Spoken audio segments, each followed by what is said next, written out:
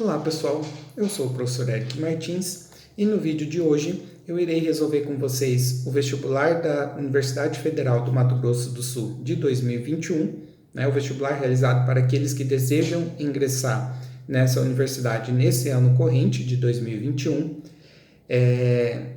Essa prova então, que foi o quarto vestibular próprio aplicado pela UFMS, um vestibular que inclusive teve um peso, uma importância um pouco maior do que em anos anteriores.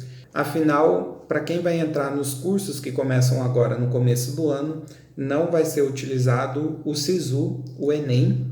Então, para o vestibular em si, está sendo reservada uma quantidade maior de vagas do que em anos anteriores, Então, foi uma prova aí que disponibilizava bem mais vagas. E aqui então nós temos os assuntos que foram cobrados nas 5 questões de Química. Uma coisa importante quando a gente fala então da prova da UFMS é saber sobre questão ser anulada ou não. Bem, eu estou gravando esse vídeo no mesmo dia em que a prova foi aplicada, sequer ainda foi divulgado o gabarito oficial, o tempo para se entrar com recursos nas questões, para a banca avaliar os recursos, então não sei se vai ter ou não questão anulada. Olhando as questões em si, as 5 questões, não acredito, não vi, pelo menos não percebi até agora, nada que seja passível de anulação as questões, Se o gabarito divulgado for bater com a minha resolução, por enquanto eu não achei nenhum problema, então acredito que as 5 questões dessa vez passarão aí sem ser anuladas. Alguns comentários em relação à prova. Manteve algo que tem sido característico das provas da UFMS, que é um texto dando uma breve explicação sobre aquilo que vai ser perguntado, mas a pergunta em si não tem muita relação com o texto. O texto ele acaba não sendo muito importante para que você resolva a questão em si. Tá? Então, essa característica se manteve, mas, por exemplo, na prova do ano passado, teve 4 questões de conta. Na prova desse ano, teve uma questão só de conta, as outras todas foram teóricas, e mesmo assim a questão de conta, que é a primeira, ela foge um pouquinho do padrão do que costuma ser cobrado em química. Aliás, a primeira questão, ela é mais uma questão de matemática do que de química em si. O que, de certa forma, é um desperdício, São poucas questões de química, o que é adequado para uma prova que é realizada no único dia, mas sendo poucas questões de química, o ideal é que você avaliasse bem os conhecimentos de química, E você acaba aqui avaliando na questão 41 mais seus conhecimentos de matemática do que de química em si, Mas dito isso, as outras questões teóricas, as questões 43 e 45, elas basicamente cobravam que você soubesse um determinado conceito, Não tinha muito o que pensar, era você sabe o conceito, responde, tá? Sendo que as questões mais clássicas, aqui as questões um pouquinho mais trabalhadas, acabaram sendo a 42 e a 44. Vamos então resolver a prova? Questão 41. A questão 41, ela traz um breve histórico sobre a descoberta dos isótopos, que são átomos do mesmo elemento químico, mas com massas diferentes, e ele comenta para nós a respeito dos isótopos naturais do hidrogênio, que são aqueles que têm número de massa 1, 2 e 3, inclusive o 2 é chamado de deutério e o 3 é o trítio. Tá? E ele comenta também dos 3 isótopos naturais do oxigênio, o 16, o 17 e o 18. E ele quer saber, pessoal, quantas combinações usando esses isótopos aqui a gente pode fazer para formar a molécula de água que é H2O, 2 átomos de hidrogênio e 1 de oxigênio. E digamos que o conhecimento de química que nós precisávamos ter ficava aqui, porque a partir de agora, pessoal, a gente vai utilizar conceitos de matemática para resolver a questão. Essa questão daria para fazer por análise combinatória. Entretanto, eu confesso para vocês que eu não lembro muito bem quando usa a fórmula de arranjo, de combinação. Foi um assunto que eu já soube trabalhar bem, mas como faz muito tempo que eu não uso, eu confesso que eu esqueci. Então, eu vou acabar resolvendo na raça. que é uma possibilidade nesse caso aqui, já que a gente não está trabalhando com uma quantidade muito grande de possibilidades. Então, a gente vai tentar fazer na raça. Uma das maneiras que eu pensei de resolver é o seguinte. Por exemplo, nós poderíamos formar... vamos pensar primeiro nas combinações de hidrogênio. Eu poderia combinar, por exemplo, 2 hidrogênios com oxigênio. Eu poderia combinar 2 deutérios, que é o hidrogênio de massa 2, com oxigênio. Tá? Eu poderia combinar 2 trítios. Então, eu vou variar aqui quais são as possibilidades que eu tenho. Eu poderia combinar, por exemplo, um hidrogênio com um deutério. Poderia combinar o hidrogênio com o trítio. E também poderia combinar o deutério com o trítio. Então, variando somente os hidrogênios aqui, a gente cai em 1, 2, 3, 4, 5, 6 possibilidades. Tá? Lembrando, pessoal, que eu colocar o hidrogênio na esquerda e o deutério na direita, ou caso eu fizesse o contrário, tá? O deutério na esquerda e o hidrogênio na direita, caso eu fizesse isso aqui, ó, daria na mesma, tá? Até porque eu só estaria rotacionando a molécula, continua sendo o mesmo composto. Então, eu achei aqui, pessoal, 6 combinações diferentes de hidrogênio, usando aqui, ó, os 3 possíveis isótopos de hidrogênio. Só que a gente também tem 3 isótopos para oxigênio. E aqui que vem uma sacada, ó. Cada uma dessas combinações eu posso fazer com 3 oxigênios diferentes. Então, na primeira combinação, por exemplo, eu posso fazer com oxigênio 16. Eu poderia repetir essa primeira combinação com o oxigênio 17. Eu também poderia repetir essa primeira combinação com o oxigênio 18. Então, ó, cada uma dessas combinações que eu fiz aqui, pessoal, ela vai me dar 3 opções, né, com cada um dos 3 oxigênios. Então, qual a conclusão que eu vou tirar? Olha só, eu tinha 6 possíveis aqui combinações com hidrogênio, né? Sendo que cada uma dessas 6 combinações na qual eu estou variando o hidrogênio, eu posso variar 3 vezes cada uma, mudando o oxigênio. Então, eu vou fechar essa questão fazendo as 6 combinações vezes 3 de cada uma. 6 vezes 3, 18. Então, nós chegamos que a nossa resposta são 18 diferentes moléculas de água que eu posso formar aí. Fechamos a questão 41. Pessoal, questão 42, ele fala então de uma experiência que é para você medir a polaridade de um líquido. Você vai pegar um objeto que esteja eletricamente carregado e aí você pode carregar o seu objeto daquela maneira como vocês veem eletrização na física, né? Atritando o seu objeto com material, aí ele vai adquirir uma carga, pode ser positiva ou negativa. E aí você faz isso aqui que está sendo mostrado nessa figura. Aqui eu fiz uma adaptação da figura que está na prova, afinal eu ainda não tenho acesso da prova, né, para tirar o print da figura, mas a prova tinha uma figura muito parecida com essa. Você pegava o seu objeto que estava carregado e você aproximava de um filete de líquido que estava escorrendo. Então aqui tem uma bureta, né, com um líquido dentro, você abre ela e deixa escorrer um fiozinho, como se estivesse deixando escorrer um fiozinho d'água. E aí, pessoal, ele até explica para você, ó, filetes de líquidos polares são desviados por objetos eletrizados. Como a gente sabe que esse bastão está carregado, se esse líquido fosse polar, na verdade ele ia desviar. Ao invés de cair em linha reta, como nós estamos vendo aqui, ó, ele ia sofrer um pequeno desvio, ó, como se fosse esse faixa azul aqui. Tá? Poderia ser um desvio sendo atraído aqui pelo bastão. Isso se ele for um líquido polar.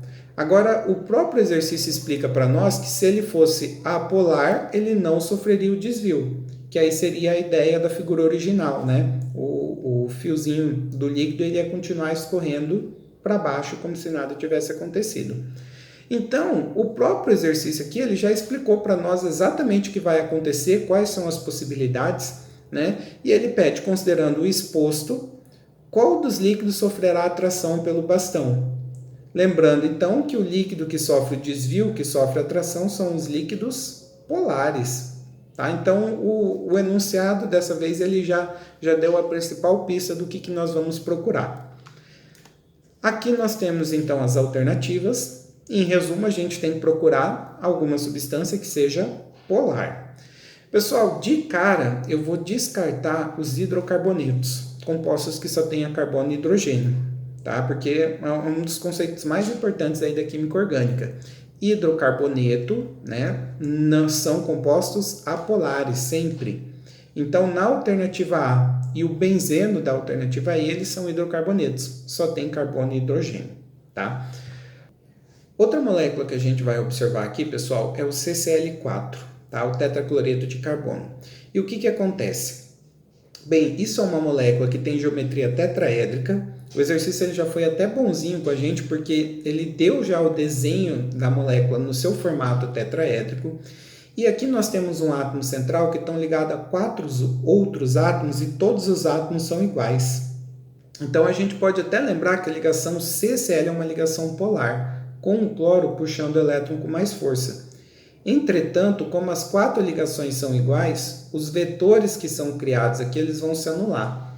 Tá? Lembrando que isso aqui é uma figura tridimensional, o cálculo aí para você anular os vetores seria um pouquinho mais complexo, né? Porque você tem que imaginar essa figura tridimensional, mas uma maneira de você saber é que, bem, se todos os ligandes são iguais em relação ao átomo central, você pode dizer que a molécula é apolar. Nós iremos descartar a alternativa C, ok? Agora ficamos entre a alternativa B e D. Pessoal, a diferença entre a alternativa B e D é que uma nós temos o isômero cis e a outra o isômero trans, né? Temos 2 isômeros geométricos, por assim dizer. E o segredo aqui é novamente você pensar em termos de vetores. Porque, como nós acabamos de ver, o cloro ele é mais eletronegativo que o carbono. Então, ó, se nós formos avaliar a ligação carbono com cloro, nós vamos criar momentos, né, vetores momentos de polo, nesse caso aqui, apontados para baixo. Já no outro caso, na outra molécula, a gente vai criar um vetor para baixo e um vetor para cima. E bem, o que vai acontecer? 2 vetores para baixo. Se nós somarmos, a gente tende a ter um vetor resultante apontando para baixo. A gente pode dizer que a parte de baixo dessa molécula vai ficar parcialmente negativa, né? Porque o vetor vai estar apontando para baixo e a parte de cima vai ficar parcialmente positiva. Já no caso da molécula trans, digamos que um vetor aqui, ó, ele acaba competindo com o outro, né? Eu tenho um para baixo, ele vai ajudar a anular o outro para cima. Então, essa molécula aqui, ela vai tender a ser mais apolar. Então, se a molécula D, ela tende a ser mais apolar, né? Não é a resposta, a gente vai fechar, então, na alternativa B, tá? Das moléculas apresentadas, é a que apresenta maior polaridade. Lembrando que aqui as moléculas estão desenhadas na geometria correta, né? Então, fechamos questão 42. Questão 43. A questão 43 fala rapidamente sobre polímeros naturais, citando alguns exemplos de materiais que nós usamos no nosso dia a dia que são polímeros naturais. Aí os exemplos são o couro, a lã, o algodão, a madeira. E depois ele fala sobre utensílios que nós utilizamos no cotidiano, que também são polímeros, até chegar na pergunta final, que é: qual desses polímeros a gente entende aqui as alternativas, é de origem sintética? Então, quando ele pergunta isso, pessoal, ele basicamente está perguntando qual que é fabricado pelo homem, por assim dizer. Não é de origem biológica, não é de origem natural. Né? Não é fabricado por um organismo vivo, mas é sintetizado num laboratório, numa fábrica, beleza? E, basicamente, qual que é o conhecimento que a gente precisa ter nessa questão? Quando nós olhamos as alternativas, amido, celulose, glicogênio, quitina e poliestireno, o que a gente tem que imaginar é que esses 4 primeiros termos, essas 4 primeiras opções, são palavras muito comuns de aparecer aí na biologia. Tá? Por que elas aparecem na biologia? Justamente porque são substâncias fabricadas por seres vivos. Tá? Então, esses 4 primeiros eles são polímeros, mas eles são polímeros naturais.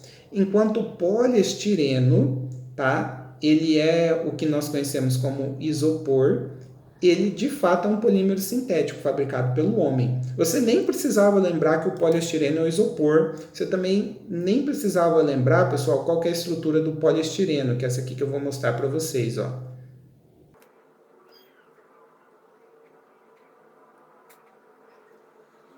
Então, trouxe aqui a estrutura para vocês por curiosidade, mas o segredo era esse, era você anular aqueles termos que vocês estão acostumados a ver em biologia, justamente por serem polímeros biológicos, por assim dizer, e ficar com um único termo que, digamos, é mais comum de aparecer nas aulas de química mesmo, que é o poliestireno, alternativa E. Certo? Então, acho que era esse o segredo, era essa sacada da questão. Uma questão que era, digamos assim, bem direta, né? Polímero sintético, qual é? Aí você, digamos, usando um conhecimento geral aí que você tem das matérias, chegaria então na resposta alternativa aí. Questão 44, eu trouxe o texto aqui introdutório da questão 44, que fala sobre o gás hilariante, que é o N2O, o monóxido de nitrogênio, tá? E ele fala que esse gás aqui, pessoal, ele está causando problemas ambientais, entre ele o de exaurir o ozônio, da camada de ozônio, e também de causar o aquecimento global. Então ele é um gás aí que ele está envolvido em dois problemas ambientais diferentes ao mesmo tempo, tá? E vindo para a parte que me interessa da pergunta, né? Ele fala sobre o mecanismo de destruição, que pode ser resumido por essas equações que foram apresentadas aqui. E depois de olhar essas equações, ele quer saber de nós qual é a classificação do óxido nitroso e a função do NO no mecanismo de destruição do ozônio. E aí, quando nós pensamos qual que é a classificação química do óxido nitroso, se nós olharmos as alternativas, nós temos como opção neutro, ácido ou básico. E pessoal, N2O é um óxido, óxido pode ser óxido neutro, ácido ou básico, tá? E aqui, digamos que acaba sendo um pouco decoreba, você ter decorado que o N2O, pessoal, ele é um óxido que ele não reage com a água, tá? Então, se eu misturar o N2O com água, digamos que não há formação de nenhuma nova substância. E bem, se não há formação de nenhuma nova substância, ele vai ser um óxido neutro, tá? Com isso, a gente vai ficar, então, entre a alternativa A e D. Lembrando que óxidos ácidos, né, em contato com a água formam um ácido e óxidos básicos formariam uma base. Então, respondemos a primeira pergunta, estamos entre duas opções. Agora ele quer saber qual que é a função do NO no mecanismo de destruição do ozônio. Bem, primeiro, o que é a tal da destruição do ozônio?